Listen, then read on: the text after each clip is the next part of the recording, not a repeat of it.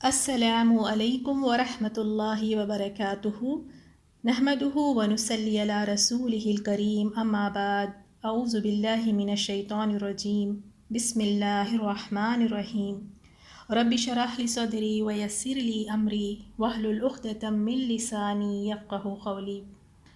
الحمدللہ آج ہم نیا سورہ شروع کر رہے ہیں، سورۃ الحجرات، اور یہ سورت مدنی ہے اور اس میں ٹوٹل 18 آیات ہے۔ اور یہ سورہ اتنا زیادہ اہم اور امپورٹنٹ ہے، اگر اس سورے کو ہم اچھی طرح سے سیکھ کر اگر ہم اس پہ عمل کر لیں تو ہماری زندگییں، ہماری فیملی لائف، ہماری سوشل لائف بالکل خوشگوار اور پرسکون ہو جائے گی۔ تو بہت ہی امپورٹنٹ سورہ ہے، تو انشاءاللہ ہم خود بھی اسے سیکھیں گے اور کوشش کریں کہ آپ یہ سورہ لوگوں تک بھی پہنچائیں۔ انشاءاللہ اگر آپ کی وجہ سے کسی ایک میں بھی تبدیلی آتی ہے، کوئی ایک میں بھی سدھار آتا ہے، اس کو ایک رہنمائی مل جاتی ہے، تو یہ آپ کے لیے بہترین صدقہ جاریہ ہے، آپ کے لیے اجر عظیم ہے۔ تو اس سورے کو دیکھیں آج فرسٹ اس کا لیسن ہے، تو کوشش کریں یا تو آپ یہ خود آڈیو دوسروں کو شیئر کر دیں یا نہیں تو آپ ان کو اس گروپ میں ایڈ کروا دیں۔ بہت ہی امپورٹنٹ سورہ ہے، یعنی اس میں اتنی اچھی نصیحتیں اور آداب اللہ تعالیٰ نے ہم مومنوں کو سکھائے ہیں۔ اور یہ سورہ شروع ہونے سے پہلے ہی ہم اللہ تعالیٰ سے دعا کرتے ہیں کہ یا اللہ جو کچھ ہم اس میں سیکھیں گے اس پہ عمل کرنے والے بن جائیں گے۔ اس میں بہت پیاری پیاری نصیحتیں اللہ تعالیٰ کی طرف سے ہیں۔ تو آیت نمبر فرسٹ شروع کرتے ہیں، پہلی آیت سے، یا ایہا الذین آمنوا، اے وہ لوگوں جو ایمان لائے۔ تو اب دیکھیں اللہ تعالیٰ ایمان والوں کا نام لے کر اس آیت میں ایک حکم دے رہے ہیں، اور ہم سب ایمان والے ہیں، تو تھوڑا سا توجہ سے سنیں، تھوڑا سا اٹینٹیو ہو کے بیٹھ جائے، کیونکہ اللہ تعالیٰ فرما رہے ہیں، اللہ تعالیٰ کی طرف سے یہ میسیج ہے ایمان والوں کے لیے، تو تھوڑا سا اس کو توجہ سے سنیں۔ اللہ تعالیٰ کیا فرما رہے ہیں؟ یا ایھا الذین آمنوا لا تقدموا، تم آگے نہ بڑھو۔ اللہ تعالیٰ کا حکم ہے کہ تم آگے نہ بڑھو۔ کس سے آگے نہ بڑھے؟ بین یدی اللہ و رسولہ، اللہ اور اس کے رسول سے تم آگے نہ بڑھو۔ کس چیز میں؟ یہ نہیں بتایا گیا، بس یہ بتایا گیا کہ اے ایمان والو تم اللہ اور اس کے رسول سے آگے نہ بڑھو۔ اس کا مطلب یہ ہے کہ دین کے معاملے میں اپنے طور پر کوئی فیصلہ نہ کرو، نہ اپنی سمجھ اور رائے کو ترجیح دو، بلکہ اللہ اور اس کے رسول کی اطاعت کرو۔ اصل بات یہ ہے کہ اللہ اور رسول کی اطاعت کرو، اور اپنی طرف سے دین میں اضافہ کر دینا، بدعات ایجاد کرنا، اس میں آگے نہیں بڑھنا ہے۔ یعنی رسول صلی اللہ علیہ وسلم سے پیش قدمی نہ کرو، تمام معاملات میں آپ صلی اللہ علیہ وسلم کے پیچھے پیچھے چلنا ہے، بالکل پیچھے پیچھے چلو، یہ حکم ہے۔ تو دیکھیں کتنی ایک پیاری نصیحت ہے، کتنا پیارا ایک ادب سکھایا گیا کہ اے مومنوں، ایمان والو کیا کرو، اللہ اور رسول کے آگے نہ چلو، لا تقدموا، نہ اپنی خواہشوں کو آگے کرو، نہ اپنی ذات کو آگے کرو، نہ اپنی فیملی کو آگے کرو، نہ اپنے رسم و رواج کو آگے کرو، نہ آج کے ٹرینڈز اور فیشن کو آگے کرو، نہ ہی اپنی مجبوریوں کو آگے کرو۔ کتنے سارے معاملات میں ہمارے کیا ریزن ہوتے ہیں، ہم کیا وجوہات دیتے ہیں، کیا کریں بچے ہیں، کیا کریں ماں باپ ہے، کیا کریں بس ہمارا دل نہیں مانتا۔ تو یہ سب چیزیں ہمیں یاد رکھنا چاہیے، لا تقدموا، کوئی بھی چیز ہو، دیکھیں کہ اگر یہ رسول صلی اللہ علیہ وسلم اور اللہ سے آگے نکلنے والی باتیں ہیں تو لا تقدموا، وہیں ہمیں رک جانا ہے۔ کیوں؟ کیونکہ ہمیں پیچھے پیچھے چلنا ہے، آگے نکل نہیں جانا ہے۔ کیا ہماری عقل اتنی زیادہ ہے کہ ہم اللہ اور رسول صلی اللہ علیہ وسلم سے زیادہ ہم بہتر جانتے ہیں؟ کیا ہم دین میں نئی نئی چیزیں ایجاد کر کے ہمیں لگتا ہے کہ یہ چیز بہت نیکی والی ہے، یہ چیز میں زیادہ اجر ہے، اور اس کو لے کر ہم اللہ اور رسول سے آگے نکل جائیں؟ ہمیں کوئی بھی فیصلہ کرنا ہے ہماری زندگی میں، چاہے وہ شادی ہے، کیریئر کا معاملہ ہے، کوئی کاروبار شروع کرنا ہے، کوئی بھی خوشی یا غم کے مواقع ہے، اور عبادات ہے، ان سب میں، سب معاملات میں کیا دیکھنا ہے؟ قرآن اور حدیث سے ہم نے رہنمائی لینی ہے۔ تو یہ ادب ہمیں سکھایا گیا کہ اللہ اور اس کے رسول سے آگے نہ نکلو، کوئی امام کی بات اللہ اور اس کے رسول سے آگے نہ ہو، پہلے اللہ اور اس کی رسول ہے، سب پیچھے ہیں۔ اب آپ دیکھ لیں جہالت کتنی زیادہ ہے، آپ خود دیکھیں، اللہ اور اس کے رسول کے کچھ اور احکامات ہیں، اور آج کا مومن کن احکامات کو لے کے اللہ اور رسول کے آگے نکل رہے ہیں۔ یہ کبیرہ گناہ ہے۔ واتقوا اللہ، فرمایا ڈرو اللہ سے، اس معاملے میں اللہ تعالیٰ سے ڈرو۔ کیوں؟ کیونکہ اللہ تعالیٰ ان اللہ سمیع علیم، بے شک یاد رکھو اللہ تعالیٰ سمیع ہے، وہ سنتا ہے تمہارے اقوال کو، تمہاری باتوں کو سنتا ہے۔ کیونکہ اس کی تفسیر میں یہ آیا ہے کہ ابن عباس رضی اللہ تعالیٰ عنہ نے فرمایا لا تقدموا، یعنی آگے نہ بڑھو۔ اس کا ایک اور معنی یہ ہے کہ کتاب اور سنت کے خلاف نہ جاؤ، اس کے آگے نہ جاؤ۔ جو کچھ قرآن میں ہے اور سنت میں ہے، بس دیٹس اٹ، ہمارے لیے وہی کافی ہے۔ اگر اس میں نہیں ہے تو ہم اپنی خودی سے، اپنی عقل دوڑا کر، اپنی طرف سے ترجیح دینا کوئی بات کو، کوئی چیز کو نیکی سمجھ لینا، یہ اللہ اور رسول سے آگے نکلنا ہے۔ تو فرمایا کہ کتاب و سنت کے خلاف کوئی بات نہ کہو۔ اور امام قتادہ کہتے ہیں کہ ہم سے یہ ذکر کیا گیا کہ کچھ لوگ کہا کرتے تھے، کچھ لوگوں کے ذہنوں میں جیسے باتیں آتی تھی کہ ہائے کاش فلاں فلاں چیز کے بارے میں یعنی وحی نازل ہو جائے، ہائے کاش یہ بات اس طرح صحیح ہو جائے، یعنی وہ خود اپنی طرف سے مشورے دیا کرتے تھے کہ ہائے کاش ایسے ہو جاتا، ہائے کاش ابھی اس طرح سے کوئی ایسی وحی نازل ہو جائے۔ تو اللہ تعالیٰ نے اس بات کو ناپسند فرمایا، اور قرآن میں اللہ تعالیٰ نے فرما دیا دین کو مکمل کر دیا، دین کو اللہ تعالیٰ نے کمپلیٹ کر دیا۔ اب اس میں کوئی نہ اضافہ کر سکتے ہیں، نہ اس میں سے کوئی کمی کر سکتے ہیں۔ تو بہت ایک سمپل سی بات ہے کہ جو کچھ ہمیں اللہ اور اس کے رسول نے بتایا ہے اسی پہ ہم نے چلنا ہے۔ اب آپ خود دیکھ لیں کتنے رسم و رواج، کتنی بدعات لوگ کرتے ہیں، کہتے ہیں اس میں حرجی کیا ہے، نیک کام تو ہی تو کر رہے ہیں ہم، اس میں کوئی گناہ کی بات تو نہیں ہے، اس سے ہماری محبت ہی تو نظر آتی ہے، یہ تو نیکی کا کام ہے۔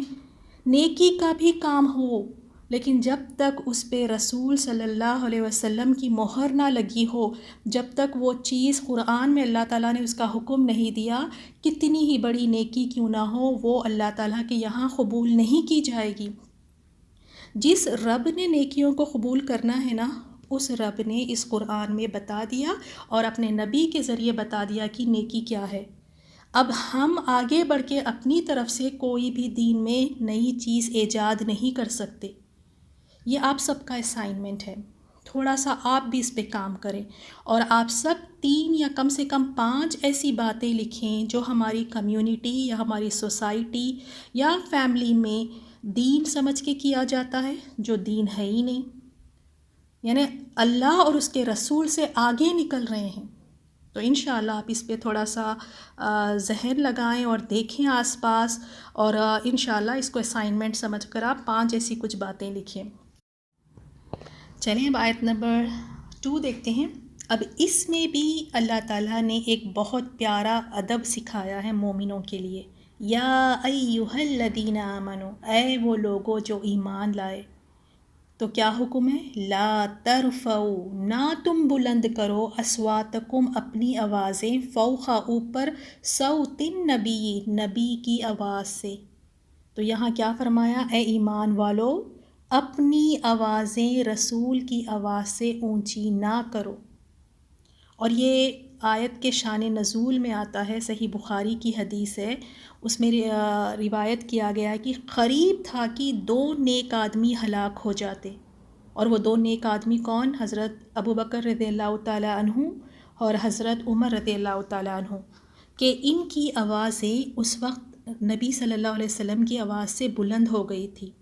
اور یہ کب ہوا تھا؟ جب بنی تمیم کا وفد آیا تھا، ڈیلیگیشن آیا تھا، بنی تمیم کے لوگ آئے تھے، تو ان میں سے ایک نے کہا کہ اخرا بن حابس کو ان کا امیر بناتے ہیں۔ ان میں سے یعنی حضرت ابوبکر رضی اللہ تعالیٰ عنہ اور حضرت عمر رضی اللہ تعالیٰ عنہ میں سے ایک نے مشورہ دیا رسول صلی اللہ علیہ وسلم کو، اخرا بن حابس کو یہ جو وفد آیا ہے بنی تمیم کا، اس کا امیر بناتے ہیں۔ جبکہ دوسرے نے کہا نہیں، کسی اور شخص کا نام لیا، کسی اور شخص کو بناتے ہیں۔ تو اس پر حضرت ابوبکر رضی اللہ تعالیٰ عنہ نے حضرت عمر سے کہا کہ آپ کا ارادہ تو میری مخالفت کرنا ہے، یعنی جو بنی تمیم کے لیے امیر کا سلیکشن کر رہے تھے کہ کسے امیر بنایا جائے، تو حضرت ابوبکر نے ایک شخص کا نام لیا اور حضرت عمر رضی اللہ تعالیٰ عنہ نے کوئی دوسرے شخص کا نام لیا۔ تو جس پر حضرت ابوبکر نے کیا کہا کہ تم بس صرف اسی لیے کہتے ہو کیونکہ تم بس میری مخالفت کرنا چاہتے ہو۔ تو اس بیچ میں کیا ہو گیا، دونوں صحابہ کے بیچ میں تھوڑی سی یعنی غیر شعوری طور پر ان کی آوازیں بلند ہو گئی، ڈفرینس آف اوپینین کی وجہ سے، کیونکہ ایک نے کہا ان کو امیر بناتے ہیں، دوسرے نے کہا ان کو امیر بناتے ہیں، اور اس وقت رسول صلی اللہ علیہ وسلم ان کے درمیان تھے، اور یہ دونوں میں اختلاف اتنا ہو گیا کہ آوازیں اونچی ہونے لگی۔ تب اللہ تعالیٰ نے اس آیت کو نازل فرمایا، اے اہل ایمان، اے ایمان والو، اپنی آوازیں پیغمبر کی آواز سے اونچی نہ کرو۔ اور اتنی بڑی بات بتائی کہ کیا اگر اس طرح کرو گے تو کیا ہوگا؟ فرمایا کہ اگر تم اپنی آوازوں کو اونچی کرو گے، ولا تجہروا، اور حکم آیا کہ اور نہ تم اونچی آواز نہ کرو، لہو آپ سے، بالقولی بات میں، کا جہری جیسی مانند اونچی آواز میں بات کرتے ہیں، بعضکم لبعض، جیسے آپس میں تم ایک دوسرے کے ساتھ اونچی آواز میں بات کرتے ہو، اس طرح اللہ کے رسول سے نہ بات کرو، اس انداز میں نہ بات کرو، کیونکہ رسول صلی اللہ علیہ وسلم سے جب آپ بات کریں تو ایک سکون سے، وقار اور تعظیم کے ساتھ آپ سے بات کی جائے اور آپ کا ادب کیا جائے۔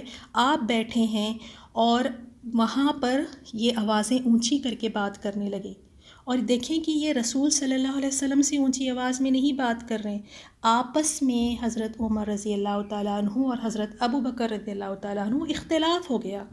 دیکھیں صحابہ اکرام بھی نا انسان تھے، انسان ہونے کے ناطے نا ڈفرینس آف اوپینین ہو جاتا ہے، نیچرل بات ہے، لیکن صحابہ اکرام کی خوبی یہ تھی، اگر کوئی اختلاف ہوتا تو اس کو دل میں رکھ کر بیٹھ نہیں جاتے تھے، دشمنیاں نہیں پالتے تھے۔ ایسے ہم نے کبھی نہیں سنا کہ اختلاف ہو گیا 2 صحابہ میں، جیسے صحابہ ابوبکر رضی اللہ تعالیٰ عنہ اور عمر رضی اللہ تعالیٰ عنہ، اور اس اختلاف کے بیس پر حضرت ابوبکر نے اپنا سپریٹ گروپ بنا لیا، صدیقی گروپ، اور حضرت عمر نے اپنا سپریٹ گروپ بنا لیا، فاروقی گروپ۔ نہیں، صحابہ اکرام میں بھی اختلاف ہو جایا کرتے تھے، لیکن سب سے اچھی بات وہ اس کو دلوں میں رکھ کر نہیں بیٹھتے تھے۔ تو اللہ تعالیٰ نے فوراً یہاں پہ آیت نازل کر دی کہ اے ایمان والو، اپنی آوازیں رسول کی آواز سے اونچی نہ کرو، اور نہ تم ان سے اونچی آواز میں بات کرو، اپنے ایک دوسرے سے آواز بلند کرنے کی طرح، اور ایسا نہ ہو، اور دیکھیں یہ بات بہت ڈرانے والی ہے، کہیں تہبتا، برباد نہ ہو جائے، اعمالکم، تمہارے اعمال، وانتم لا تشعرون، اور تمہیں شعور بھی نہ ہو، تمہیں پتہ بھی نہ چلے، اور ایسا نہ ہو کہ تمہارے سارے اعمال ضائع ہو جائے، برباد ہو جائے۔ صرف کیوں؟ وجہ کیا ہے؟ نبی کے سامنے، صلی اللہ علیہ وسلم کے سامنے آواز کو اونچی کرنے پر بتایا گیا کہ تمہارے عمل برباد ہو جائیں۔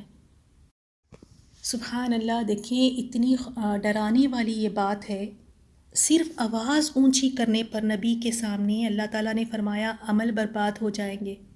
اب آپ تھوڑا سا امیجن کریں، جو اپنی رائے کو جو اپنے معاشرے کو، اپنے امام کو، اپنے رسم و رواج کو آگے کر دیتے ہیں، اللہ اور اس کے رسول کے احکامات کے آگے کر دیتے ہیں، تو پھر کیا ان کے عمل برباد نہیں ہوں گے؟ کتنی ساری عبادتیں آج کرتے ہیں عبادت کے نام پر، جس کا حکم نہ اللہ نے دیا ہے نہ رسول صلی اللہ علیہ وسلم نے دیا ہے۔ تو کیا آپ مجھے بتائیں، یہ رسول صلی اللہ علیہ وسلم سے آگے بڑھنا نہیں ہوا؟ تو رسول صلی اللہ علیہ وسلم سے آگے بڑھنا یہ سارے عمل کو برباد کر دیتا ہے۔ اور حدیث میں بھی اتنی پیاری بات آئی ہے، حدیث میں ہے کہ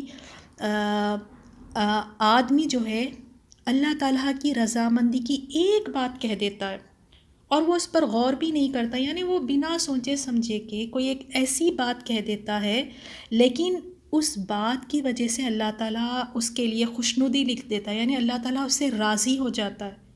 لیکن جب وہ آدمی کہہ رہا تھا، وہ شخص جب کہہ رہا تھا، اس نے بس ایسے ہی بغیر غور و فکر کیے کہ ایک بات کہہ دی، لیکن اللہ تعالیٰ کو وہ بات پسند آ گئی اور اللہ تعالیٰ اس سے راضی ہو گیا، اس کے لیے خوشنودی لکھ دیتا ہے۔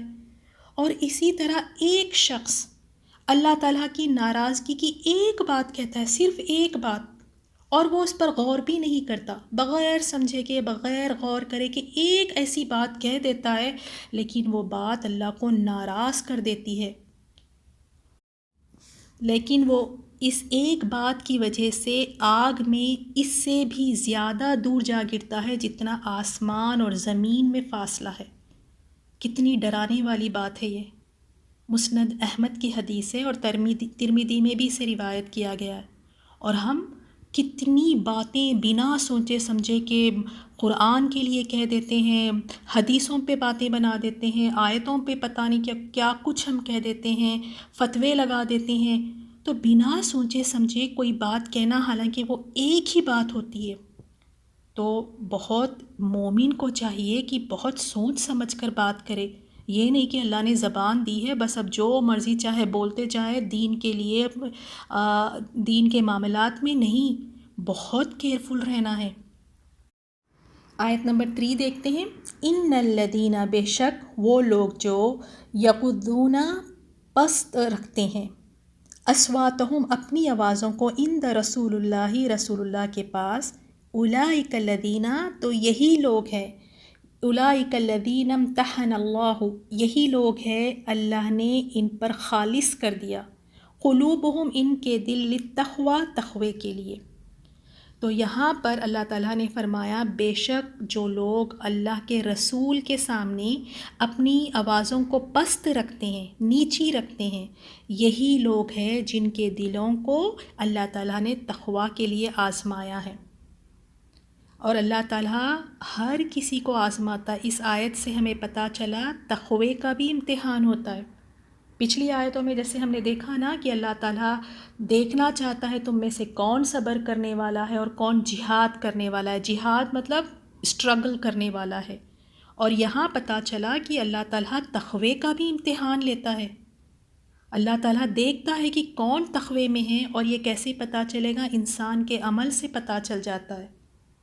جب انسان کے دل میں تقوی ہوتا ہے نا، اللہ تعالیٰ کا ڈر، اللہ تعالیٰ کا خوف، تب اس کو یہ نہیں فکر رہتی لوگ کیا کہیں گے، یہ تو ہمارے گھر میں یہی کلچر ہے، ہمارے گھر میں یہی رسم و رواج ہے، ہمارے گھر میں تو اسی طرح چلا آتا ہے، ہمارے امام نے اس طرح کہا ہے۔ نہیں، جب اس کے دل میں تقوی ہوتا ہے نا، تو اللہ اور اس کے رسول کی بات اس کے یعنی سب سے زیادہ پریورٹی پھر وہ اس کو دیتا ہے، پھر باقی سب باتیں اس کے لیے کوئی معنی نہیں رکھتی۔ اور یہ کون کر سکتا ہے یہ اطاعت؟ جس کے دل میں تقوی ہوگا، وہی اپنی خواہشوں کو پیچھے چھوڑ کر، اپنی مجبوریوں کو پیچھے چھوڑ کر وہی اطاعت کر سکے گا۔ اور پھر اسی آیت میں اللہ تعالیٰ نے فرمایا لَهُم مَغْفِرَةٌ وَأَجْرٌ عَظِيمٌ، اور ان کے لیے بخشش ہے اور اجر عظیم ہے۔ تو انشاءاللہ آج سے اپنی زندگی کا یہ اصول بنا لے، دین کے معاملات میں خاص طور پہ کہاں سے رہنمائی لیں گے؟ قرآن اور رسول صلی اللہ علیہ وسلم کی احادیث سے رہنمائی لیں گے، اور اللہ اور اس کے رسول سے آگے بڑھنے کی کوشش نہیں کریں گے۔ دنیا کے معاملات میں اگر ہمیں کوئی چیز لینا یا خریدنا ہے، جیسے لباس ہو گیا یا گھر کے برتن ہی دیکھ لیں آپ، یا زیورات خریدنا ہے، تو 4 دکانیں گھوم پھر کے تب جا کے کوئی ایک چیز کو چوز کرتے ہیں اپنے لیے۔ ایسے ہی نہیں کہ کوئی بس دکان میں داخل ہوئے اور جو ہاتھ کو لگا اسے لے کر نکلتے نہیں، 4 دکانیں گھوم کے دیکھ لیتے ہیں کہ مناسب ریٹ ہے کہ نہیں ہے۔ اور دین کی کوئی بھی بات جب پہنچائی جاتی ہے ہم تک تو نہ اس کی کوئی تحقیق کرتے ہیں۔ جیسے ہی کسی نے بس بتا دیا کہ اس میں اتنا اجر ہے، یہ نیکی ہے، تو بنا تحقیق کرے کہ بنا کوئی دیکھیں گے بھی نہیں کہ کیا اس میں اللہ اور اس کے رسول کے احکامات ہیں، انہوں نے اس کا حکم دیا ہے کہ نہیں، اس کی فکر ہی نہیں۔ دین کو ہم نے اتنا ایزی لے لیا ہے نا، اس کی جیسی کوئی اہمیت ہی نہیں ہے۔ اور اگر دنیا کی کوئی چیزیں ہمیں لینی ہے، خریدنی ہے، تو اتنی جانچ پرکھیں گے، 1000 دفعے سوچیں گے، اس کے بعد ہی جا کے کوئی قدم اٹھاتے ہیں۔ لیکن دین کے لیے چلتے پھرتا کوئی انسان بھی اگر آ کے کوئی بات بتا دیتا ہے تو عمل کرنے لگ جاتے ہیں۔ تو آج سے آنکھیں کھلی رکھنی ہے، کان کھلے رکھنے ہیں۔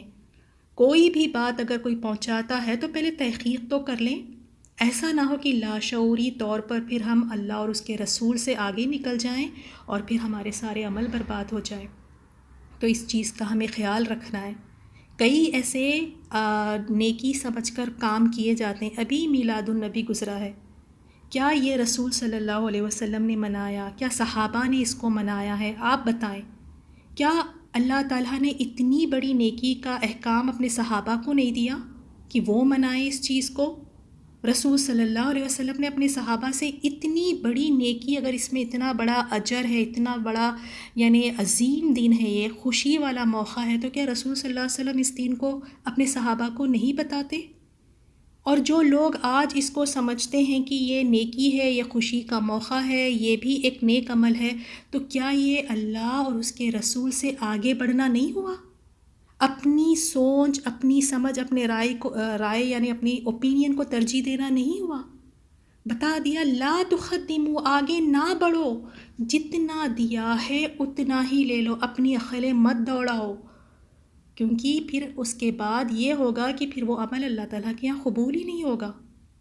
تو اللہ تعالیٰ سے ہم دعا کرتے ہیں کہ اللہ تعالیٰ واقعی ہمیں صراط المستقیم پر چلائے۔ اتنے فتنے ہیں، اتنے زیادہ فتنے ہیں، اگر قرآن کا علم نہیں رہے گا ہمارے ساتھ، قرآن کا علم نہیں لیں گے تو بالکل ہم گمراہ ہو جائیں گے، بھٹک جائیں گے اور سب کچھ ہمارا ضائع ہو جائے گا۔ ہمیں اس قرآن سے تعلیمات لینی ہے، قرآن ہمیں بتائے گا۔ سورۃ الحجرات آیت نمبر 4 سے دیکھتے ہیں۔ آیت نمبر 4 اور 5 میں ان لوگوں کا ذکر ہے جو رسول صلی اللہ علیہ وسلم کو حجروں کے باہر سے آوازیں دیتے ہیں۔ تو اللہ تعالیٰ نے ان کے بارے میں کیا فرمایا؟ ان الذین، بے شک وہ لوگ جو ینادونک، ندا دیتے ہیں، پکارتے ہیں، کا آپ کو، یعنی رسول صلی اللہ علیہ وسلم کو، بے شک وہ لوگ جو آپ کو پکارتے ہیں، من وراء الحجرات، حجروں کے باہر سے۔ اور حجرے کس کو کہتے ہیں، حجرات کس کو کہتے ہیں؟ یہ رسول صلی اللہ علیہ وسلم کی ازواج کے گھر ہے، بالکل چھوٹے چھوٹے سے کمرے، اور ساتھ میں آپ دیکھیں ایک چھوٹا سا صحن، اور یہ حجرات جو ہے کھجور کے شاخوں سے بنے ہوئے تھے اور مسجد نبوی کے ساتھ تھے، اور ہر بیوی کے لیے، ہر ازواج کے لیے آپ صلی اللہ علیہ وسلم نے یعنی 9 حجرات بنائے تھے، 9 بیویوں کے لیے 9 حجرات تھے۔ انگلش میں جیسے ہم کوارٹرز کہتے ہیں، بالکل چھوٹے سے سمجھے آپ، تو کوارٹرز تھے وہاں پر۔ تو جب یہ دیہاتی لوگ، بدو لوگ جو تھے، غیر مذہبی، یہ جب بدو لوگ ملنے کے لیے آئے، تو وہ ملنے کے لیے جب وہاں آئے تو ان 9 حجرات کے باہر سے ہی آپ صلی اللہ علیہ وسلم کو آوازیں لگانے لگے۔ اب انہیں نہیں پتہ تھا کہ رسول صلی اللہ علیہ وسلم کس حجرے میں ہیں، تو وہ باہر سے ہی آوازیں لگا رہے تھے کہ اے محمد، اے محمد صلی اللہ علیہ وسلم۔ تو اس پر اللہ تعالیٰ نے یہ آیت نازل فرمائی کہ تم یعنی باہر سے اس طرح آوازیں نہ لگاؤ۔ تو یہاں پہ اللہ تعالیٰ نے ان بدوؤں کے بارے میں، جو دیہاتی تھے، ان کے بارے میں فرمایا اکثرهم لا یعقلون، اکثر ان میں سے لا یعقلون، عقل ہی نہیں رکھتے، بے عقل لوگ ہیں، انہیں نہیں معلوم۔ اور اس کے بعد اللہ تعالیٰ نے ان کو یہاں پہ پھر نیکسٹ آیت میں ان کو ادب سکھایا کہ جب نبی صلی اللہ علیہ وسلم سے بات کریں تو کس طرح بات کرنا چاہیے۔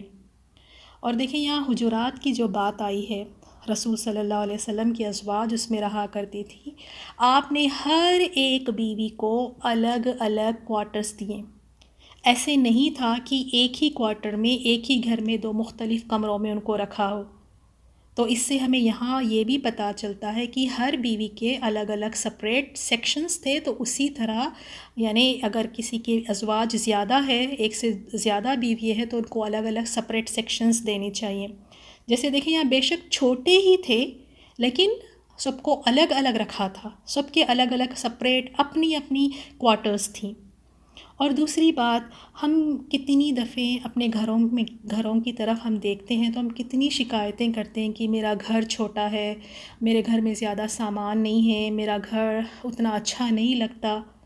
دیکھیں رسول صلی اللہ علیہ وسلم اتنے بلند انسان، پیغمبر اور رسول، حبیب اللہ، اتنے بڑے شخص، اتنی بڑی شخصیت، جب ان کی زندگی کی طرف دیکھیں کہ ان کا گھر کس طرح تھا، بالکل چھوٹا سا کمرہ، ایسے نہیں تھا کہ سونے کے لیے ایک الگ کمرہ ہے، مہمانوں کو ریسیو کرنے وہاں ان کے پاس الگ کمرہ ہے، کچن الگ ہے اور کھانے کا الگ کمرہ ہے، نہیں، ایک ہی کمرے میں۔ ہماری طرح نہیں، ہمارے پاس اتنے عالیشان گھر ہوتے ہوئے بھی ہماری شکایتیں نہیں ختم ہوتی، اللہ ہمیں معاف کرے، ان نعمتوں کا بھی سوال ہوگا۔ اور دیکھیں ازواج، رسول صلی اللہ علیہ وسلم کے ازواج کی طرف چھوٹے چھوٹے سے گھر، اور پھر ساتھ میں ہمیں اللہ تعالیٰ کا ان چیزوں کے ساتھ اللہ تعالیٰ کا شکر بھی ادا کرنا چاہیے۔ اور اگر اللہ تعالیٰ نے کسی کو اچھے گھر دیے ہیں تو الحمدللہ کھلا گھر یہ بھی ایک اللہ تعالیٰ کی طرف سے بہت بڑی نعمت ہے۔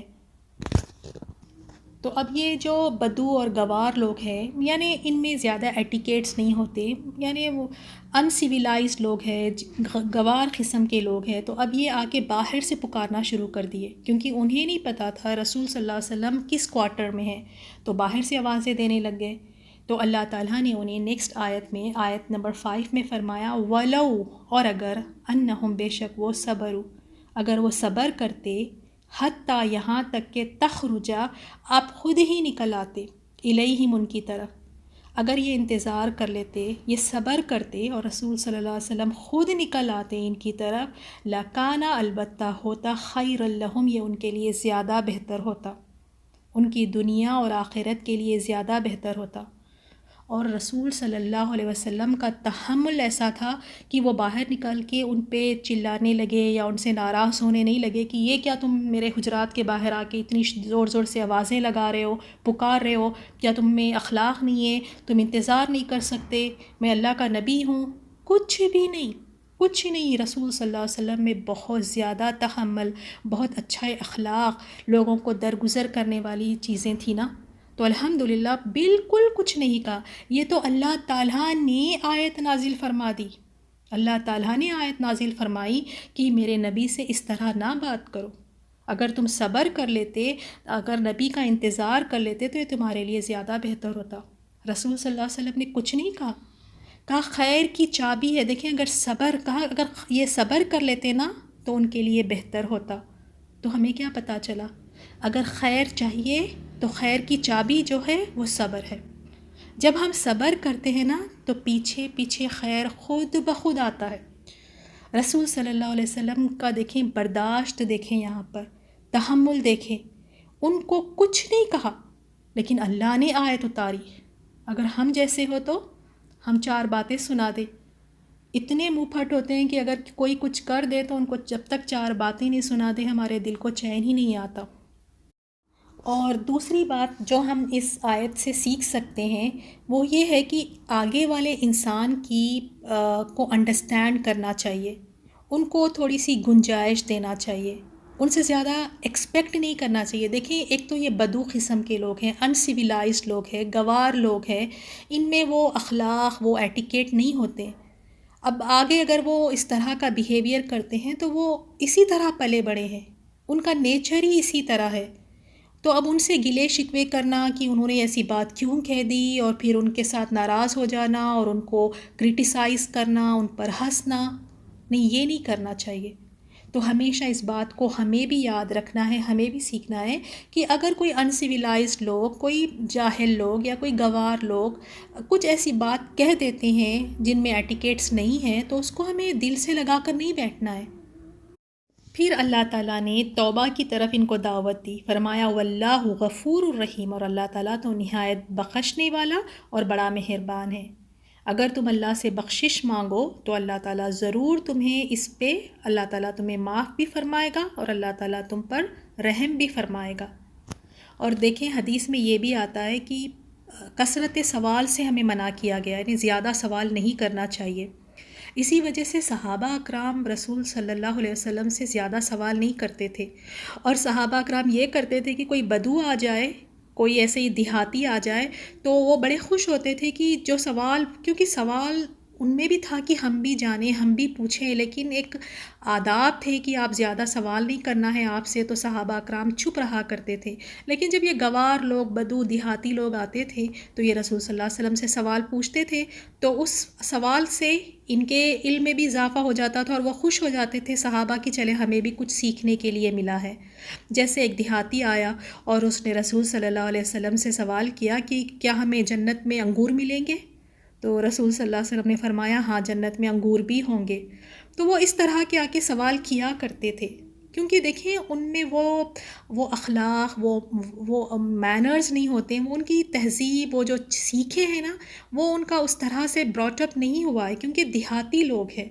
تو رسول صلی اللہ علیہ وسلم ان کو اسی طرح سے ٹریٹ کرتے تھے، ان کو ایک دم سے نیچا کر کے دکھانا اور ان کو یہ نہیں کہنا کہ تم یہ کیا جاہل سوال کر رہے ہو، یہ تم کس طرح مجھ سے یعنی بد اخلاقی سے بات کر رہے ہو، بالکل نہیں کہتے تھے۔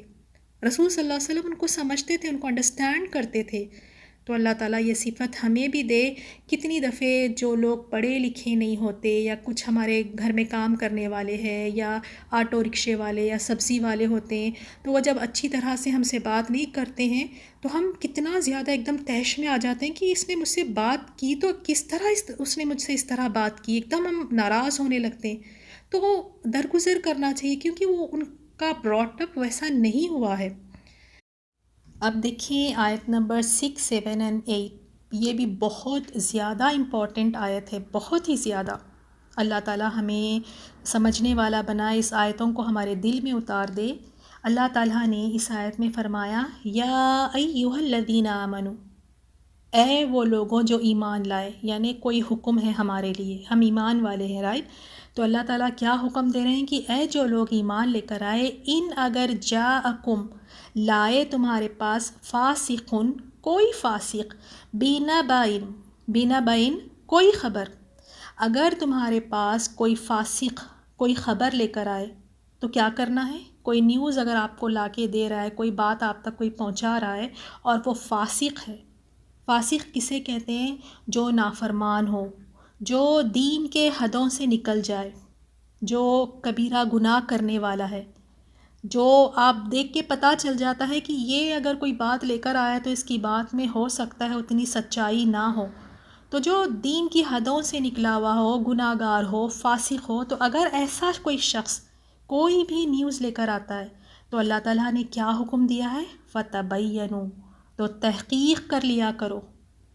اللہ تعالیٰ نے فرمایا سنی سنائی بات پر کوئی فیصلہ مت کرو۔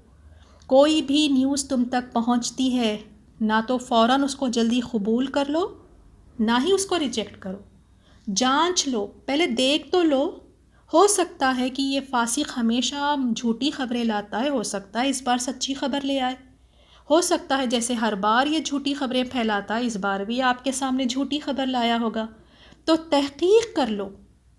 کیوں کر لے تحقیق؟ کیونکہ ان تصیبو، کہ کہیں ایسا نہ ہو کہ اگر تم تحقیق نہیں کرو گے تو ایسا نہ ہو کہ کہیں تم تکلیف نہ پہنچاؤ، قوماً، کسی قوم کو، بجہالت، نادانی میں، فتصبحوا، پھر تم ہو جاؤ، علی ما فعلتم، اس پر جو کچھ تم نے کیا، نادمین، نادم۔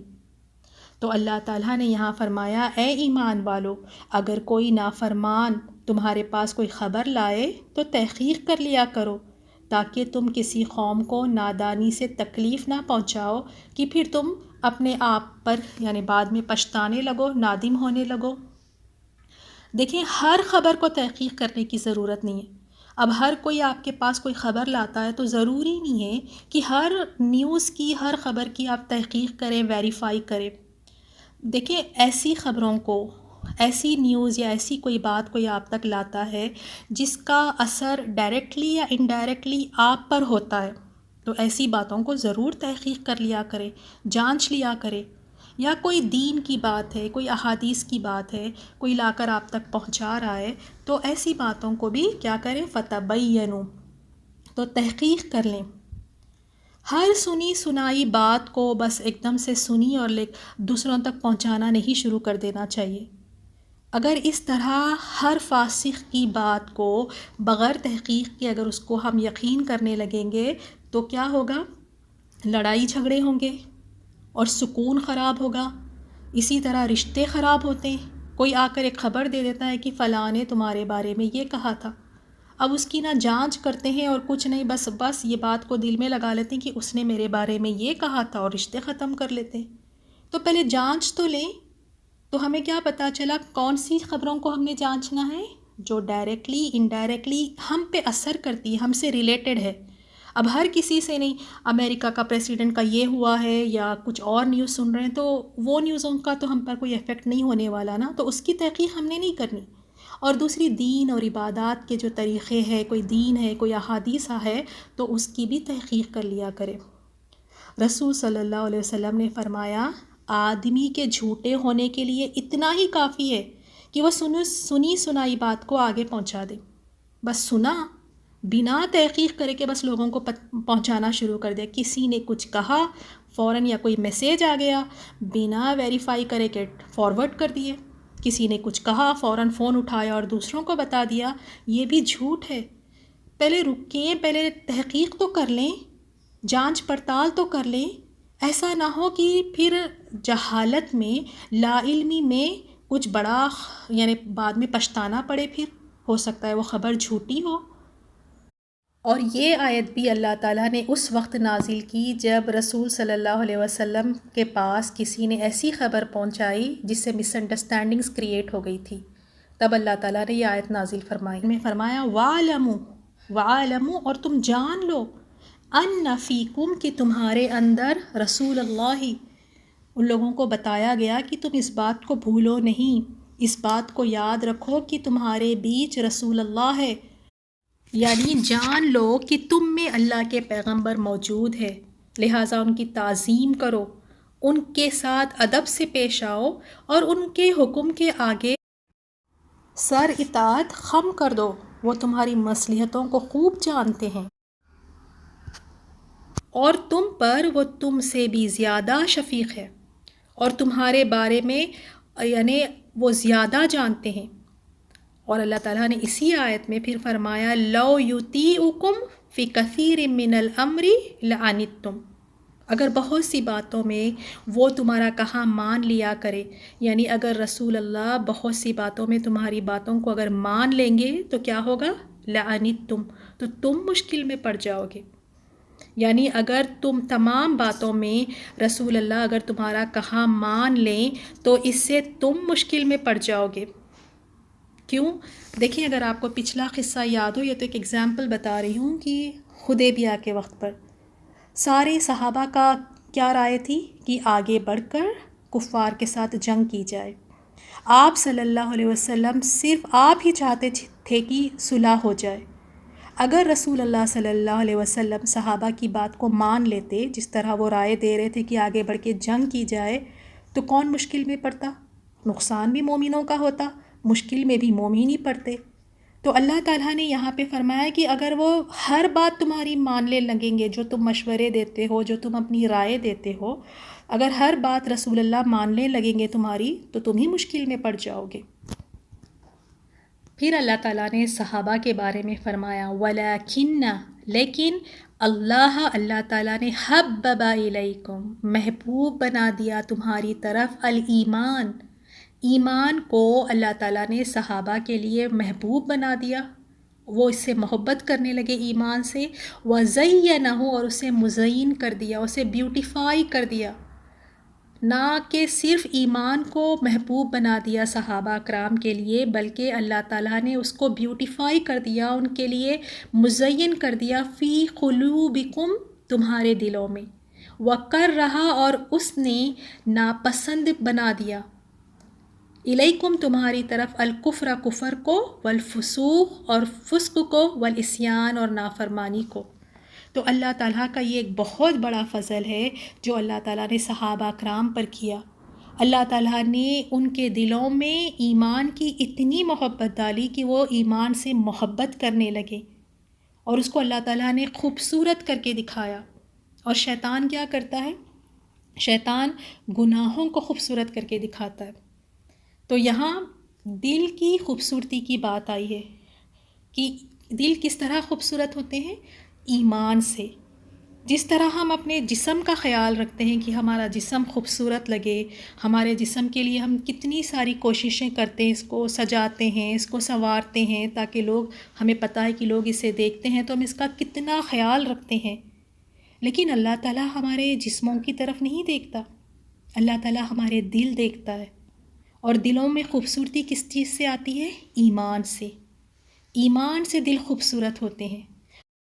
مسند احمد کی ایک بہت ہی خوبصورت حدیث ہے جس میں بیان کیا ہے، جب غزوہ احد کے دن مشرکین کو شکست ہوئی، جب مشرکین ہار گئے، جب وہ شکست ہوئی ان کو، تو رسول صلی اللہ علیہ وسلم نے صحابہ کرام سے فرمایا، سیدھے ہو جاؤ، یعنی سب ایک ساتھ سیدھے ہو کے کھڑے رہو تاکہ میں اپنے رب کی حمد و ثنا بیان کروں۔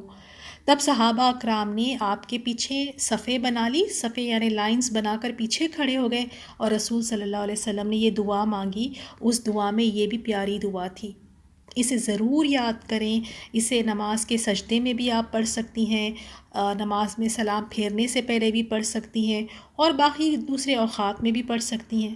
تو وہ دعا یہ ہے، اللہم حبب الینا الایمان، اے اللہ ایمان کو ہمارے لیے محبوب بنا دے، وزینہ فی قلوبنا، اور ہمارے دلوں میں سجا دے، وکرہ الینا الکفر والفسوق والعصیان، اور کفر کو، گناہ کو اور نافرمانی کو ہمارے لیے ناپسندیدہ بنا دے، وجعلنا من الراشدین، اور ہمیں ہدایت یافتہ لوگوں میں بنا دے۔ تو اتنی پیاری دعا ہے، اللہ تعالیٰ سے مانگ رہے کہ اللہ ہمارے دلوں میں ایمان کی محبت ڈال دے اور اس کو سجا دے ہمارے دلوں میں، اور نفرت ڈال دے کن چیزوں سے؟ گناہوں سے، نافرمانی کی چیزوں سے اللہ نفرت ڈال دیں۔ صحابہ اکرام اسی طرح گناہ کے کام، نافرمانی کے کاموں سے نفرت کرتے تھے، کراہت کرتے تھے، بھاگتے تھے، دور جاتے تھے ان چیزوں سے جن چیزوں میں اللہ کی نافرمانی ہو۔ کیا اس طرح کی نفرت ہمیں بھی ہے؟ کیا اللہ تعالیٰ کی نافرمانی کی کاموں کو دیکھ کر ہم بھی ایسے ہی بھاگتے ہیں؟ کیا ہمارے دل اسی طرح بیزار ہے جیسے صحابہ اکرام کے دل ہوتے تھے کہ جہاں اللہ کی نافرمانی کا کام یا کوئی گناہ کا کام ہو تو وہ اس چیز سے کراہت محسوس کرتے تھے، نفرت محسوس کرتے تھے؟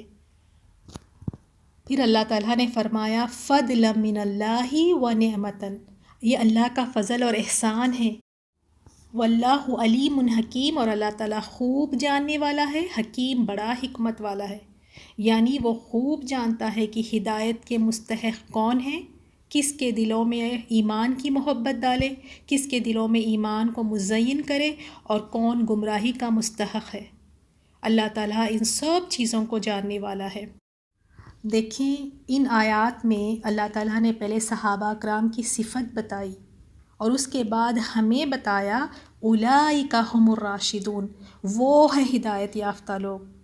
اگر تمہیں ہدایت یافتہ بننا ہے تو تمہیں پھر ان صحابہ جیسے بننا ہوگا جنہیں ایمان سے محبت، جن کے دلوں میں، اور جن کو گناہوں سے، نافرمانی کے کاموں سے کراہیت ہے، نفرت ہے، بیزار ہے ان کے دل، تو وہ ہے اصل ہدایت یافتہ لوگ، اور یہی سب سے بڑی نعمت ہے۔ اللہ تعالی ہمیں ان میں شامل فرمائے۔ سورۃ الحجرات آیت نمبر 9 سے، وَإِن، اور ان اگر، طائفتانی، دو طائف، دو گروہ یا دو پارٹیز، من المؤمنین، مومنوں کے، اقتتلوا، آپس میں لڑ پڑے، اگر مومنوں کے دو گروہ آپس میں لڑ پڑے، تو ہمیں کیا کرنا چاہیے؟ یہاں پہ وہی حکم دیا گیا ہے، آداب بتائے گئے ہیں. جب دو مومنوں کے گروپس اگر لڑ پڑے تو ہمارا کیا فرض ہے، ہماری کیا ذمہ داری ہے، ہمیں کیا کرنا چاہیے؟ کیا اس وقت ہم کھڑے رہ کے تماشا دیکھیں جیسے اکثر لوگ کرتے ہیں؟ جب دو لوگ لڑتے ہیں تو باقی کے سب لوگ کھڑے رہ کے تماشا دیکھتے ہیں. تو کیا کھڑے رہ کر تماشا دیکھیں، یا پھر اور زیادہ لگائی بجھائی کرائیں ان میں، یا پھر یہ کہیں کہ ہمیں کیا ہے، لڑتے ہیں تو لڑنے دیں، ہم کیوں برے بنیں، یا پھر اس طرح کہ بس کھڑے رہ کر مزے لے اور ان کو اور لڑنے دیں. تو کریں کیا آخر؟ تو اللہ تعالیٰ نے یہاں ہماری رہنمائی فرمائی ہے، جب دیکھو مومنوں کے دو گروہ آپس میں لڑ پڑے تو ہمیں کیا کرنا چاہیے؟ فَأَصْلِحُوا، تو صلح کرا دو، بینہما، ان دونوں کے درمیان. تو یہاں پر اللہ تعالیٰ نے حکم دیا ہے ایمان والوں کو، جب تم دیکھو اگر مومنوں کے دو گروہ آپس میں لڑ پڑے تو ان لوگوں میں صلح کرا دو. یہ دو گروہ ہو سکتے ہیں رشتہ داروں میں سے ہو، پڑوس میں سے ہو، دوست احباب میں سے ہو، یا مومن کے اور کوئی دو گروہ ہو. تو جب دیکھو تو ان میں صلح کرا دو. حتیٰ کہ یہاں تک آیا ہے کہ اگر صلح کرانے میں اگر جھوٹ کہنا بھی پڑے تو وہ جھوٹ نہیں ہوگا. جب دو لوگوں کو آپس میں ملانے کے لیے تیسرا آدمی اگر جھوٹ کہتا ہے تاکہ ان لوگوں میں صلح ہو جائے تو یہ جھوٹ جائز ہے. اور دیکھیں ہم کیا کرتے ہیں، ویسے تو ہم بہت ہی جھوٹ بولتے ہیں اپنی زندگیوں میں، ہر چھوٹی چھوٹی چیز میں جھوٹ کا سہارا لے کر بچ جاتے. ایون بچوں کو تک ہم نہیں بخشتے ہیں، چھوٹے چھوٹے ہمارے بچوں کے ساتھ بھی ہم جھوٹ بولتے ہیں. بڑوں کو تو چھوڑ ہی دے، آپ بڑوں کے ساتھ تو ہمارا ہتھیار ہے یہ کہ ذرا کچھ بھی اپنے آپ کو ڈیفینڈ کرنا ہے یا اپنے آپ کو بچانا ہے تو فوراً ہم جھوٹ کا سہارا لیتے ہیں. لیکن سبحان اللہ، دیکھیں شیطان کیسی پٹی پڑھاتا ہے. جہاں پہ دو لوگ لڑ رہے ہیں تو جہاں اگر ہمیں وہاں پہ بلایا جاتا ہے یا اگر ہم وہاں اس بیچ میں ہو، اس لڑائی میں اس وقت وہاں پر ہو، تو وہاں پر بڑا ہمیں شوق چڑھ جاتا ہے کہ اب سچ ہی بولنا ہے. چاہے وہ میرے سچ کہنے سے وہ دو پارٹیز میں اور زیادہ ہی لڑائی بھڑکے، اس سے ہمیں کوئی فرق نہیں پڑتا. اس وقت تو ہم اتنے جوش میں آ جاتے ہیں کہ سچ ہی بول کے رہوں گی، سچ ہی تو کہہ رہی ہوں. اب وہ چاہے میرے سچ سے دو لوگوں میں اور زیادہ لڑائی بھڑکے، اس سے کوئی فرق نہیں پڑتا، ہم چاہتے ہیں کہ اس وقت سچ کہیں. رسول اللہ صلی اللہ علیہ وسلم نے فرمایا، وہ شخص جھوٹا نہیں ہے جو لوگوں کے درمیان صلح کراتا ہے. صحیح بخاری اور مسلم کی حدیث ہے. تو یہاں پہ رخصت دی گئی ہے، جھوٹ بولنے کی رخصت، اور اس کا مقصد کیا ہے کہ دو لڑے ہوئے شخصوں کو قریب لے کر آئے. ان کے دلوں میں جو ایک دوسرے کے لیے نفرت ہے یا جو مس انڈرسٹینڈنگز ہیں ان دونوں کے بیچ میں، اس کو دور کرنے کے لیے اگر تیسرا شخص جھوٹ کا سہارا لیتا ہے تاکہ یہ ان میں صلح ہو جائے، ان کی مس انڈرسٹینڈنگ دور ہو جائے، یہ قریب آ جائے، تو یہ اللہ تعالیٰ کے قریب یہ شخص جھوٹا نہیں ہے. تو لوگوں میں صلح کرانے کے لیے جھوٹ کی رخصت دی گئی ہے کہ آپ تھوڑا بہت جھوٹ کہہ سکتے ہیں تاکہ لوگ قریب آ جائیں. اور ہم اس کے بالکل الٹ کرتے ہیں. گھر میں اگر میاں بیوی میں کوئی انبن ہے تو اس وقت ان لوگوں کو ملانے کے بجائے، ان کو صلح کرانے کے بجائے، ان کو اور قریب لانے کے بجائے، بلکہ ایسے ان میں اختلافات پیدا کرتے ہیں، بلکہ ان میں اور جدائی پیدا کرتے ہیں.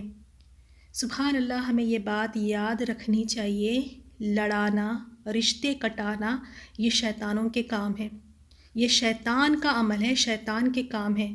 جو کام شیطان کر رہا ہے وہی کام ہم بھی آج کر رہے ہیں. رشتے تڑواتے ہیں، رشتوں میں انبن ہماری وجہ سے ہونے لگتی ہے. تو ضرور ہمیں اس چیز کا خیال رکھنا ہے کہ کہیں میں تو سبب نہیں ہوں، کہیں ایسا نہیں کہ میری وجہ سے دو لوگ آپس میں لڑ جھگڑ رہے ہیں. کیونکہ اللہ تعالیٰ نے تو یہ حکم دیا کہ ملاؤ، جب تم دیکھو دو لوگ آپس میں لڑے ہیں تو ان میں صلح کراؤ. اور اللہ تعالیٰ کے حکم کے خلاف ہی ہم کرتے ہیں.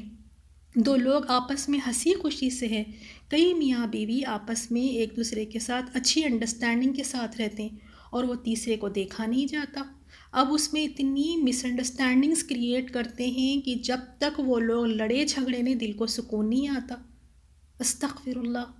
تو ہمیں اس بات کا خیال رکھنا ہے اور ہمیں اپنے آس پاس خاص طور پہ اپنی فیملی میں دیکھنا ہے کہیں کوئی ایسے رشتے تو نہیں ہیں جو آپس میں لڑنے کی وجہ سے ان میں مہینوں ہفتے کہیں بات چیت بند تو نہیں ہے. تو آگے بڑھ کے صلح کرانا چاہیے کیونکہ یہ بہت بڑی نیکی ہے. دو لوگوں کو ملانا، صلح کرانا، یہ بہت بڑی نیکی کا کام ہے. تو آپ سب بھی ضرور دیکھیں اپنے خاندان میں کہیں ایسے تو نہیں ہے کہ کہیں بہن بہنوں میں یا بھائی بہن میں یا پھر میاں بیوی میں یا پھر ساس بہو میں دیکھیں کوئی اگر ایسے رشتے ہیں تو یہ نیکی کے کام میں پہل کریں، ان لوگوں کو ملائیں. ایک کے پاس اگر آپ گئی ہیں تو دوسرے کی تعریف کریں، اگر اس دوسرے کے پاس گئی ہیں تو پہلے والی کی آپ تعریف کریں. تھوڑا بہت اس میں اگر آپ کو جھوٹ بھی کہنا پڑے تاکہ آپ کی جھوٹ سے دونوں میں صلح ہو سکتی ہے تو الحمدللہ اس کی بھی گنجائش ہے، اس کی رخصت دی گئی ہے. تو یہاں پہ اللہ تعالیٰ نے کس چیز کا حکم دیا؟ اصلاح کرا دو، صلح کرا دو. اچھا، اب اگر صلح نہ کرے، فَإِن پھر اگر بغت زیادتی کرے، احدہما ایک گروہ ان دونوں میں سے، دونوں پارٹیوں میں سے اگر ایک بغاوت کرتا ہے، زیادتی کرتا ہے، وہ صلح نہیں کرنا چاہتا، علی الاخری دوسرے پر، تو اب کیا کرنا چاہیے؟ اب صلح کرنے کے لیے تیار ہی نہیں ہے. ایک پارٹی ایسی ہے، ایک گروپ ایسا ہے کہ وہ کہتا ہے کہ میں نے صلح کرنا ہی نہیں ہے بلکہ الٹا زیادتی کرتا ہے. تو اللہ تعالیٰ نے یہاں بھی ہماری رہنمائی فرمائی. تو اب اس کنڈیشن میں ہم کیا کریں کہ ہمارے لیے کیا حکم ہے؟ فرمایا فَقَاتِلُوا تو تم لڑو التی اس سے جو تب تغی زیادتی کرتا ہے، حتیٰ یہاں تک کہ تفیا وہ لوٹ آئے الی امر اللہ اللہ کے حکم کی طرف. یعنی پھر اگر ان دونوں میں سے ایک گروہ دوسرے پر زیادتی کرے تو تم اس سے لڑو جو زیادتی کرتا ہے حتیٰ کہ وہ اللہ کے حکم کی طرف لوٹ آئے. تو اب یہاں پر کس گروپ کا ہم نے ساتھ دینا ہے؟ وہ گروپ جو حق پر ہے، اور دوسرا گروپ جو زیادتی کر رہا ہے، جو ظلم کر رہا ہے، اس کے خلاف کھڑے رہنا ہے. ہو سکتا ہے وہ جو دوسرا گروپ زیادتی کر رہا ہے وہ خلاف یعنی غلط کر رہا ہے، وہ ہو سکتا ہے کہ ہمارا اپنا خود کا بھائی ہو یا اپنے خود کے رشتہ دار ہو، لیکن جو حق پر ہے اس کے ساتھ کھڑے رہنا ہے. جیسے رسول اللہ صلی اللہ علیہ وسلم نے فرمایا اپنے بھائی کی مدد کرو خواہ وہ ظالم ہو یا مظلوم. تو صحابہ نے عرض کیا کہ اللہ کے رسول، مظلوم کی تو مدد کروں گا لیکن ظالم کی مدد کیسے کرے؟ دیکھیں کیا حکم آیا ہے، دونوں کی ہم نے مدد کرنا ہے. جو ظلم کر رہا ہے اس کی بھی مدد کرنا ہے، اور جس پر ظلم ہو رہا ہے، جو مظلوم ہے بیچارہ، اس کی بھی مدد کرنا ہے. تو ہمیں یہ بات تو سمجھ آتی ہے کہ جو مظلوم ہے، جس بیچارے پہ زیادتی ہو رہی ہے، اس کو سپورٹ کرنا، اس کے لیے کھڑے رہنا، یہ سمجھ آتا ہے. اب جو ظالم ہے، جو زیادتی کرا، اس کی ہم کیسے مدد کریں؟ تو صحابہ نے پوچھا بھی. تو رسول اللہ صلی اللہ علیہ وسلم نے فرمایا اسے ظلم سے روک تو یہی تمہاری اس کی مدد کرنا ہوگا. صحیح بخاری کی حدیث ہے. اگر کوئی ظالم ہے اس کی مدد ہم کیسے کریں گے؟ اسے ظلم کرنے سے روکیں گے، اسے سمجھائیں گے، اسے خدا کا واسطہ دیں گے، اسے اللہ کا ڈر یاد دلائیں گے، اسے قیامت کا میدان حشر کا دن یاد دلائیں گے، اس کو یاد دلائیں گے اور اس کی مدد اس طرح کریں گے کہ وہ ظلم کرنے سے رک جائے. اور صحیح بخاری میں بہت پیاری ایک حدیث آئی ہے جس میں ہے کہ رسول صلی اللہ علیہ وسلم ایک دن خطبہ ارشاد فرما رہے تھے اور آپ کے ساتھ منبر پر حسن بن علی رضی اللہ تعالیٰ عنہما بھی تھے. تو آپ صلی اللہ علیہ وسلم کبھی ان کی طرف دیکھتے اور کبھی لوگوں کی طرف، اور پھر فرمایا میرا یہ بیٹا سردار ہے اور شاید اللہ تعالیٰ اس کی وجہ سے مسلمانوں کی دو عظیم جماعتوں میں صلح کرا دے. اور آپ صلی اللہ علیہ وسلم کی یہ پیشن گوئی بالکل صحیح ہوئی. بعد میں ایسی یعنی جنگ ہوئی اور ایسے واقعات ہوئے، پھر اللہ تعالیٰ نے آپ کو اہل شام اور اہل عراق میں صلح کرا دینے کی توفیق عطا فرمائی۔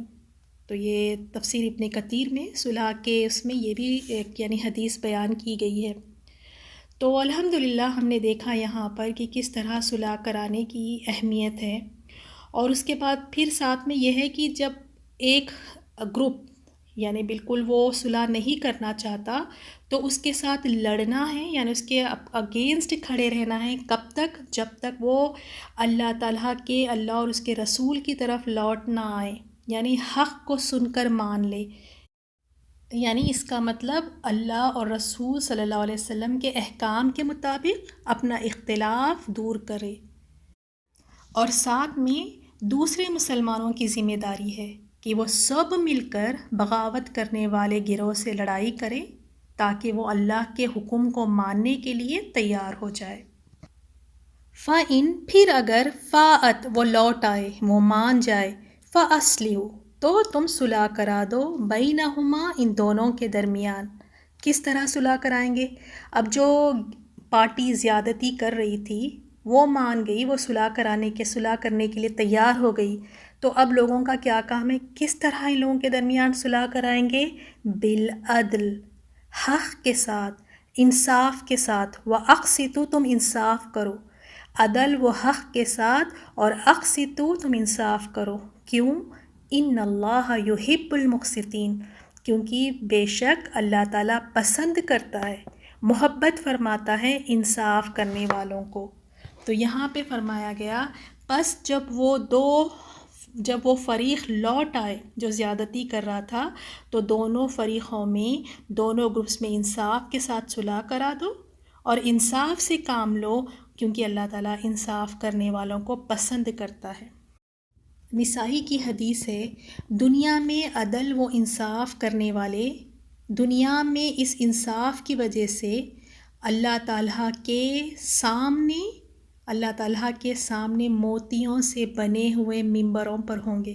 اللہ اکبر، اتنا بڑا اجر کس وجہ سے؟ کیونکہ یہ انصاف سے کام لیتے ہیں، عدل سے کام لیتے ہیں، اور اللہ تعالیٰ کو انصاف کرنے والے بہت زیادہ پسند ہے۔ اللہ تعالیٰ ہمیں توفیق دے کہ ہم بھی اپنے ہر معاملے میں انصاف کریں۔ اپنی اولاد کے درمیان اکثر یہیں پہ ڈنڈی مار جاتے ہیں، اولادوں میں انصاف ہی نہیں کرتے، تو وراثت میں کئی دفعے دیکھیں کہ انصاف نہیں ہوتا۔ تو ایسے بہت سارے معاملات ہیں، تو چاہیے کہ ہمیں ہر چیز میں انصاف کے ساتھ، عدل کے ساتھ ہم کام لیں۔ پھر نیکسٹ آیت میں، آیت نمبر 10 میں اللہ تعالیٰ کا فرمان ہے، انما المؤمنون اخوۃ، بے شک مومن تو آپس میں بھائی بھائی ہے۔ غور کریں اس بات پر، اللہ تعالیٰ نے کیا فرمایا؟ مومن آپس میں بھائی بھائی ہے، یہ نہیں کہا بھائی بھائی کی طرح ہے۔ ایک مومن دوسرے مومن کا بھائی کی طرح نہیں، بلکہ بھائی ہی ہے، اور یہ رشتہ اللہ تعالیٰ نے بنایا ہے۔ ایک تو ہمارے بھائی بہن ہیں جو ہمارے ماں باپ کی طرف سے، ایک ماں باپ ہونے کی وجہ سے، خونی رشتہ ہونے کی وجہ سے وہ ہمارے بھائی بہن ہیں، اور ایک یہ دینی بھائی بہن ہیں جس کو اللہ تعالیٰ نے خود قرآن میں فرمایا کہ مومن آپس میں بھائی بھائی ہے۔ اور یہ بات ہم صحیح طریقے سے سمجھتے نہیں ہیں، اس پر ہمارا ایمان نہیں ہے، اس وجہ سے دیکھیں کہ کتنی بدگمانیاں ایک دوسرے کے بیچ میں ہیں، کتنی نااتفاقیاں ہوتی ہیں۔ کاش یہ بات ہماری سمجھ میں آ جائے، اللہ نے خود فرمایا ہے کہ تم آپس میں ایک دوسرے کے بھائی بھائی ہو، اور حدیث میں رسول اللہ صلی اللہ علیہ وسلم نے فرمایا کہ مسلمان کا بھائی ہے، وہ نہ خود اس پر ظلم کرے اور نہ ظلم کے لیے اسے کسی کے سپرد کرے۔ اور اسی طرح دوسری حدیث میں اللہ تعالیٰ اس وقت اپنے بندے کی مدد میں ہوتا ہے جب بندہ اپنے بھائی کی مدد میں ہوتا ہے۔ مسلم کی حدیث ہے، کتنی پیاری بات ہے۔ جب تک ایک مومن اپنے دوسرے مومن بھائی یا بہن کی مدد میں لگا رہتا ہے، اس کے کام کاج میں لگا رہتا ہے، اس کی پریشانیوں کو دور کرنے میں لگا رہتا ہے، اس کی کسی بھی طرح وہ کام آتا ہے، تو جب تک وہ اس کے کام میں لگا رہتا ہے تو اللہ تعالیٰ بھی پھر اس کی مدد فرماتے رہتے ہیں۔ دیکھیں، اللہ تعالیٰ اس وقت اپنے بندے کی مدد میں ہوتا ہے، پھر اس کے لیے اللہ کی مدد آتی ہے۔ اور ہمیں کتنی، یعنی دیکھیں ایسی کئی ہماری لائف میں اتنے اتار چڑھاؤ آتے ہیں، کئی ایسے مشکلات آتے ہیں، اور ہم ہر جگہ دیکھتے ہیں کہ کوئی نہ کوئی تو آگے آئے ہماری مدد کرنے کے لیے۔ تو اگر ہمیں مدد چاہیے اللہ تعالیٰ کی تو ہمیں اللہ کے بندوں کی مدد کرنا ہے۔ جب ہم اللہ کے بندوں کی مدد کریں گے، مومنوں کی مدد کریں گے، تو اللہ کی مدد ہمارے لیے آئے گی۔ اسی طرح بہت دوسری ایک حدیث ہے، بہت پیاری ہے، جب کوئی مسلمان غائبانہ طور پر اپنے بھائی کے لیے دعا کرے تو فرشتہ کہتا ہے آمین، اور تجھے بھی اللہ اسی طرح عطا فرمائے۔ اور ہم ہر بار چاہتے ہیں کہ ہم ہر کسی کو کہتے پھرتے ہیں کہ آپ میرے لیے دعا کر دیں، میرے بچوں کے لیے دعا کر دیں، میرے شوہر کے لیے دعا کر دیں، میرے لیے جاب نہیں ہے میری جاب کے لیے دعا کر دیں۔ ہم ہر کسی سے دعاؤں کی درخواست کرتے ہیں، اور کہاں اللہ کی نورانی مخلوق، جب ہم کسی کے لیے دعا کرتے ہیں تو فرشتے وہی سیم دعا ہمارے لیے کرتے ہیں۔ تو آج سے ہم نے یہ نئی چیز سیکھنی ہے، مومنوں کے لیے، اپنے مومن بھائی بہنوں کے لیے، بے شک ہمارا ان کا کوئی خونی رشتہ نہیں ہے، لیکن ان کا اور ہمارا رب ایک ہے، یہ رشتہ اللہ نے بنایا ہے، اللہ نے ہمیں بھائی بھائی بنایا ہے۔ تو اپنے یہ مومن بھائی اور بہن کے لیے غائبانہ طور پر، انہیں پتہ بھی نہیں ہے، ان کے پیٹھ پیچھے دعا کرنا ہے، تو پھر فرشتے ہمارے لیے دعا کرتے ہیں۔ اور پھر وہی بات کہ جو اللہ نے حکم دیا اس کا اپوزٹ ہی کرواتا ہے شیطان۔ ہماری دین کی تعلیمات، ہمارے رب نے یہ فرمایا کہ غائبانہ انداز میں پیچھے دعا کرو، اور ہم پیچھے کیا کرتے ہیں؟ چغلیاں کرتے پھرتے ہیں۔ بالکل الٹ کرواتا ہے شیطان ہم سے۔ اور صحیح بخاری کی حدیث ہے، رسول اللہ صلی اللہ علیہ وسلم نے فرمایا محبت، رحم دلی اور میل جول کے اعتبار سے مومنوں کی مثال ایک جسم کی طرح ہے، جب اس کے کسی ایک حصے کو تکلیف ہو تو سارا جسم اس کو محسوس کرتا ہے، بیدار رہتا ہے، اور بخار کی وجہ سے بے قرار ہو جاتا ہے۔ جب ایک حصے میں درد ہو جسم کے تو سارا جسم اس کو محسوس کرتا ہے۔ اسی طرح یہ مومن میں آپس میں اس طرح کی محبت ہے، اتنی رحم دلی ہے ان میں کہ کسی ایک مومن کو تکلیف میں دیکھے تو اس کو دوسرا مومن بھی اس کو فیل کرتا ہے، وہ درد کو محسوس کرتا ہے، اور آگے بڑھ کے پھر اس کے ساتھ خیر خواہی اور رحم دلی بھی کرتا ہے۔